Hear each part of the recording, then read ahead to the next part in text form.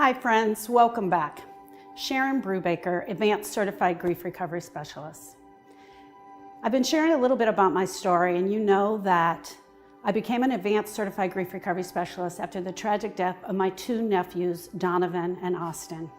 I was trained at the nationally renowned Grief Recovery Institute. That was over 12 years ago. Today I want to talk about one of the myths that people often tell grievers. What do you think of when you hear the word loss?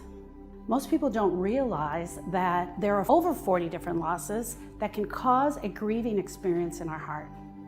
I've talked about this a little bit, but death and divorce are the most common. What about moving?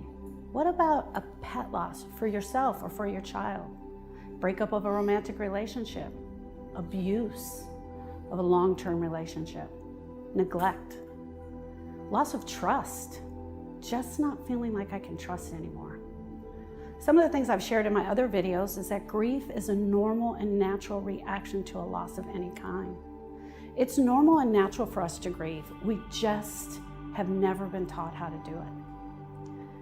I want to talk about some of the signs of grieving that you may notice in some of your friends or family or even in yourself. Depression, lack of energy. You may be out of the moment. You literally cannot think of words or names that you've been able to call up. Low-grade energy, isolation. It is not uncommon for us as grievers to want to isolate. Overreaction to simple things. You guys have probably seen this person. They get a flat tire and they sit on the side of the road and just cry instead of taking care of that tire. The main myth that I want to talk about today is that time heals. It is so often that people will tell you, hey honey, just give it time. You'll feel better in time. You'll find another boyfriend, just give it time. How much time? 10, 20, 30 years? Time itself does not heal. It will not heal your broken heart. What happens when we decide to give it time, it's almost like we take a beach ball and we decide to hold it underwater and we just hold it there. How long are you going to hold on to that ball? As grief recovery specialists, we know that it is action within time that will help your heart. Let me show you an example of what I'm talking about here today.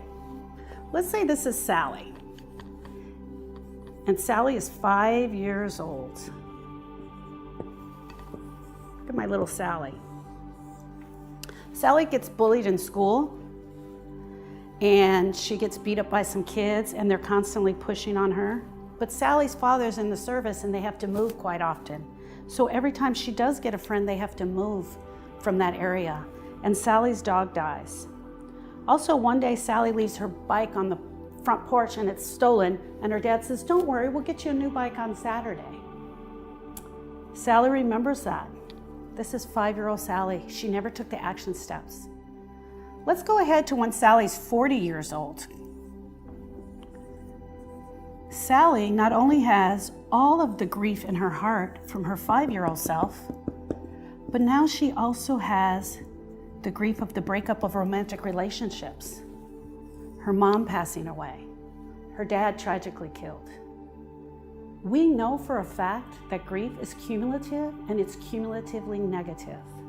What's left in Sally's heart to deal with is not only the grief from her 5-year-old self, but also the grief that she's accumulated over time. What we also know is that this grief will start connecting to itself. So instead of just being little pricks that we have happen to us, they become huge mounds, almost like a blob that we don't know how to handle. Some of the things that we know 40-year-old Sally will do to absolutely make herself feel better while she's waiting in time. She will overeat food. She might have low-grade anger. She may be constantly on social media and Facebook just to give herself some relief. She may sleep. She may take drugs. She may use alcohol. She may go to the gym excessively. She wants to get away from this pain and do anything that she can, but she doesn't know how to do it. Sally will drink some wine every night, every weekend. She goes out with friends, and she'll notice a little bit of relief from the pain, but the pain will never go away. You absolutely need a guide to help you through looking at the pain in your heart and walking you through that. Some of the tools that you'll need is awareness that your life is just not as happy or fulfilling as you'd like it to be. You'd also need to look at all of these tools that you're using that are not helping, the drinking, the drugs. There are many people out here that can give you a safe place to talk, a place where you can be heard and listened to with respect. My name is Sharon Brubaker, and I'm an advanced certified grief recovery specialist. If any of what I said today resonated with you, I'd like to offer you a free gift, my ebook. It can be found on my webpage at SharonBrubaker.com. I want to also leave you with this thought. I am a great listener. If you have any questions, feel free to reach out to me at any time. Thank you.